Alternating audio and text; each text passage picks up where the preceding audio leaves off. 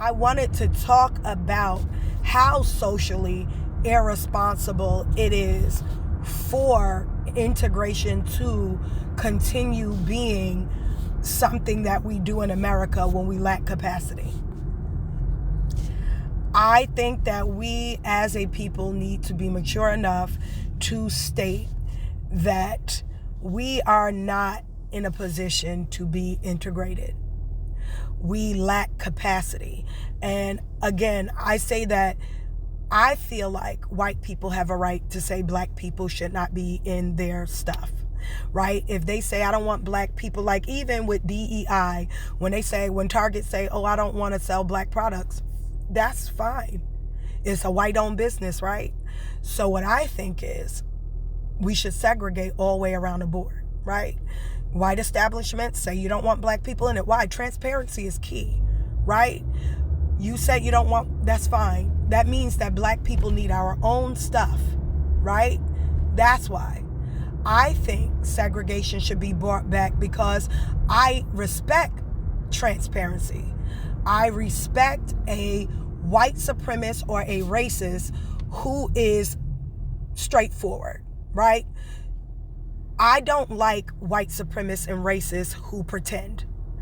I don't like people who are I don't want people to think I'm a bad person. Well, the truth of the matter is, anytime you hate somebody for something like skin tone, history, any of that type of stuff, you're not exactly a good person, and nobody can confuse it as such. So don't worry about whether or not you're a good person. Worry about capacity. I don't think that you lack the capacity to be functional with other races of people, right? In a productive way that would, give you the outlook of yourself that you want, right? So you want to believe that you're a good person. Understand capacity then.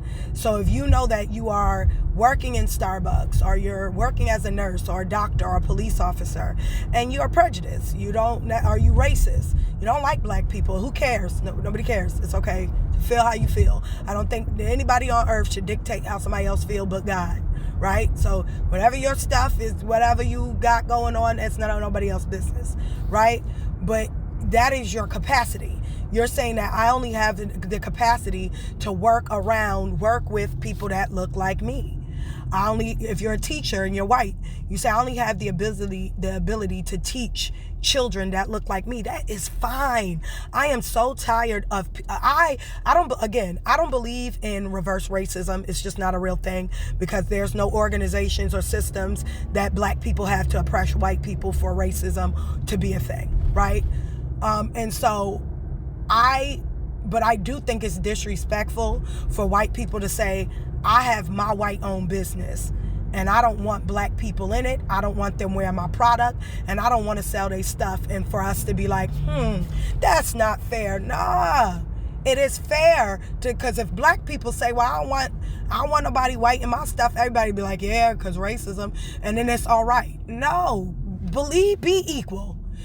Stop going in these people's stuff. If they are telling you that they don't want you in, it's not right. And I'm a fair person. I don't want to be in white people's stuff. If you watch this video and you see the medical malpractice rate for black women, stop going in their stuff. They don't like you. and it's all right. We got to learn to I respect if a white person be like, I don't want you in my store. No fuss of mine. I ain't even gonna put you on social. If I do put you on social media, it'll be like, listen, understand this is, and I will say it, understand that this is not out of disrespect. They don't like black folk. They don't want you in their establishment. They don't want you purchasing their stuff. They don't want you having their stuff. These are the people and the brands that don't want you buying their stuff. But can I tell you, brand people, stores, don't want my money either. Don't want my money. Leave us be. Because the reason why segregation can't happen is because you want to take my money and not like me at the same time. Don't be of no service to me so that we can segregate and have this done correctly. You shouldn't want money from me. There's enough white people to consume products. There's enough of y'all for y'all to make each other rich. So there's no need for the black dollar. Let the black dollar go in the black business. so that we can segregate and everybody can be happy. Because it's, you know how many times where you will walk into a white store, everybody was happy until your black ass showed up? That's a sign not to go in their stuff. I ain't trying to make nobody unhappy, boo. I like happiness. I don't want to be around somebody and make them unhappy. I believe in segregation because I know when white people walk into black establishment, they was happy up until the white person showed up. Well, we'll be happy anyway, even when y'all show up, because we don't be caring about y'all, but we know that vice versa, right? That is more of a thing. So let us have our space and you have yours. Don't kill in all that weird shit that you want to do, bringing back segregation. Come on, that stuff is silly, all right? That shit right there is for the bird. Your inadequacy shows up when you start wanting to hurt somebody. That stuff comes from insecurity, right? But when you are mature enough to understand segregation makes sense so that white people can have a safe space to be white. And if they want to sit with each other and say, oh yeah, I don't like those black folk. My problem is, once we segregated, stay on your own side. That's my thing. Because one of the biggest issues we had during time of segregation and Jim Crow was white women walking into black community. Oh, he raped me or he touched me. None of that. Stay on your side. Don't bother us. That's it. Have the maturity to not bother us. Have the maturity to stay to yourself and your people. Because the problem that we had with segregation wasn't segregation. It was the white folk that kept coming into black communities to burn them up because they were jealous. Now you got nice homes. You got wealth. All your model minority citizens that want to be over there with you, tag team. Do whatever you want. But let's separate. I think that it is not right to infringe upon the freedom of white people to say that they don't want black people in their establishment. How dare we say that we don't want them in or doing stuff to us we don't want, while simultaneously doing stuff to them they don't want. And that's showing up in their neighborhoods, homes, not homes, but you know what I mean, in their neighborhoods, in their stores, and anything that is theirs. Gyms, I don't give a damn what it is, okay? If they say they don't want us in they shit, stay out of it. That's it. I believe in equality. Why would you want to complain? Number one, and let me speak to my own people. Why do you want to complain about these people? Stay out of their hospitals. Stay out of their hospitals. Stay out of their clinics. Don't go to their precincts. Police officers, I want to address you. If you lack the capacity to service black communities in any way, whether it's pulling them all over for routine traffic violations, in any way, do not service them. Because why do I say service? Because you're a mediator. And everything you do is an act of service, right? So, since you have a lack of capacity to service the community, don't police them. Say to your sergeant, listen, I got a prejudice with these people that's brown. Due to my upbringing, I don't necessarily like them.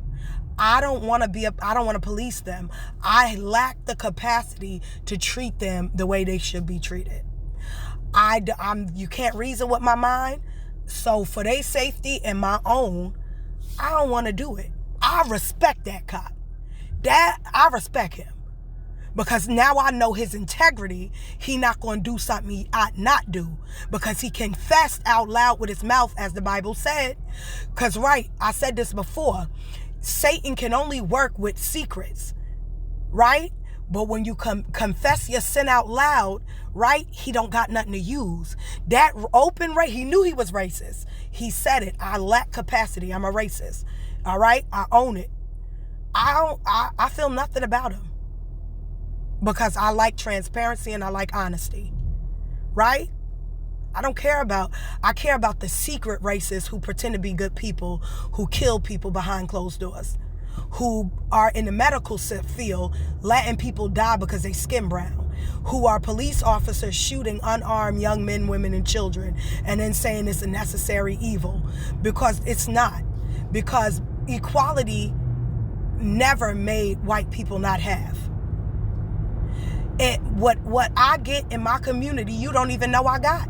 And you didn't lose anything when I got it. So for instance, when I bought my car, no white person lost the ability to get a car.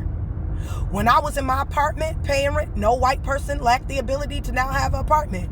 You got black people who are millionaires. They're still white millionaires. The proof is in the pudding that when things are equal and we're able to have, it does not stop white people from having. So therefore, there's no reason to create disparities in our community. Right? Because it doesn't take from your hand having.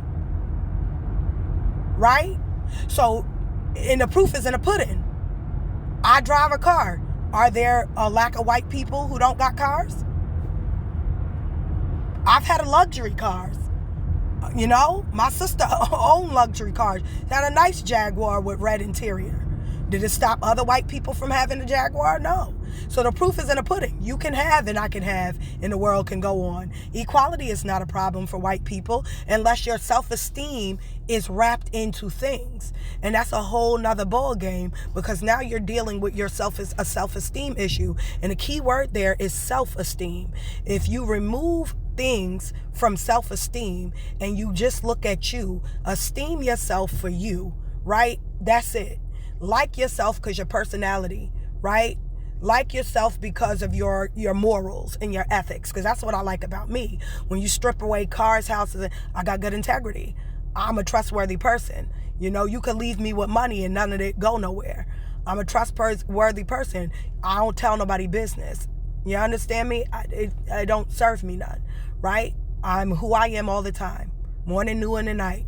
I don't change up. I have no ulterior motives. I like that about me. I like my capacity to be happy. I'm not the best person in the world. I won't pretend, right? But I'm decent enough, right? I have things. I like that about me. I like myself. You know what I mean? You strip everything away, I still like myself. You know what I mean? And that's what self-esteem is. Self-esteem isn't a car, a house, or a home. So when you see somebody have that is black, and you've tied your self-esteem in it, now you hate them because they're able to have, because white supremacy taught you that they shouldn't be able to have that. But they have it. And now you got cognitive dissonance because you're seeing something that you taught yourself is not the norm. And it is the norm, right? So stop tying your self-worth in things, right?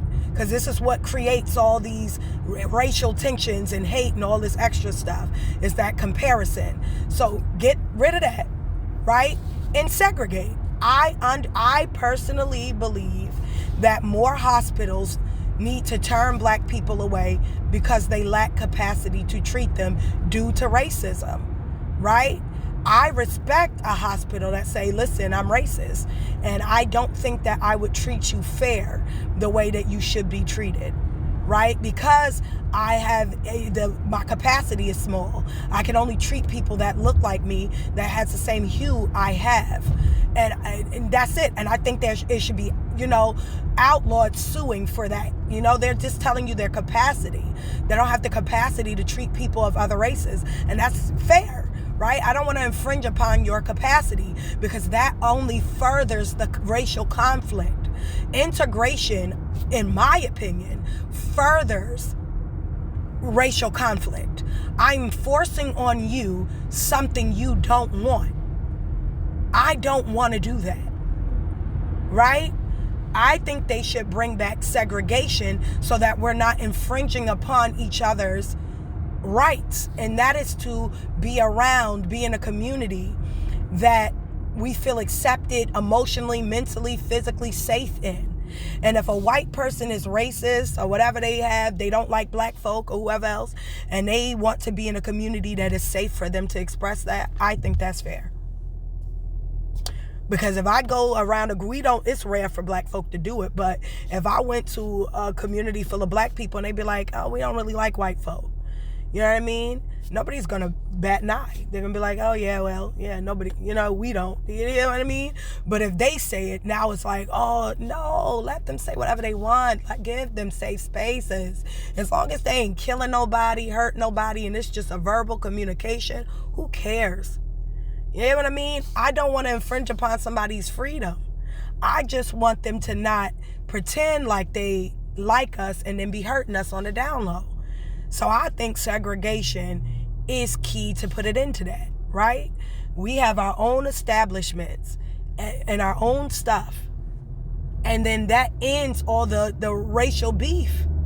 It doesn't end it, but it helps, right? And that's my thing. I think that we should go ahead and bring back segregation, right? So we can have less stories like this. We can go ahead and roll the tape, sorry. So the doctor is creating a law to where she can no longer have a support person. Can we please get a policy? One visitor allowed. She's going by herself. All right. Yes. Hold on, let me just... For hours, then her support. Right. Is not opinion. That matters because a decisionally capable pregnant patient. All right, here we go. I'm Dr. Michael H. Ford, and let's talk about what you just saw. According to the doulas in the video, this happened on March 3rd, 2026 at Piedmont Henry Hospital in Stockbridge, Educational Georgia. Their purpose client only. arrived in active labor, already 8 centimeters dilated. The baby was presenting frank breech. Doctors recommended a C-section. She declined, asked questions, and chose to keep laboring. That matters because a decisionally capable pregnant patient has the right to refuse recommended treatment, including a cesarean. That is not opinion, that is medical ethics. Now let's talk about support. The doulas, trained birth support professionals, say she was denied pain management for hours, then her support team was limited and ultimately removed. And that matters too, because continuous labor support is not a luxury. A review found that continuous support during childbirth is associated with a lower likelihood of cesarean birth and better outcomes. Doulas are part of that evidence-based support. When doulas are removed in the middle of labor, the power dynamics change immediately. So let's be precise. A woman in pain, a woman in active labor, a woman being advised to undergo major surgery, a woman whose doulas were escorted out by police, that is not a natural environment for consent. And if the hospital's own policy allowed multiple labor support people, as the doulas say, then any sudden narrowing of that support needs a real explanation, not improvisation. Now zoom out. Black women in the United States still face the worst maternal health outcomes in the country. The CDC's most recent data show black women die from maternal causes at rates nearly 3 times higher than white women. So when black women... So then that ends that, right? That ends that. This is Kendra with True Us TV. Like, share, and subscribe. Stay up. Stay blessed. Put God first above all else. Peace out. Bye for now.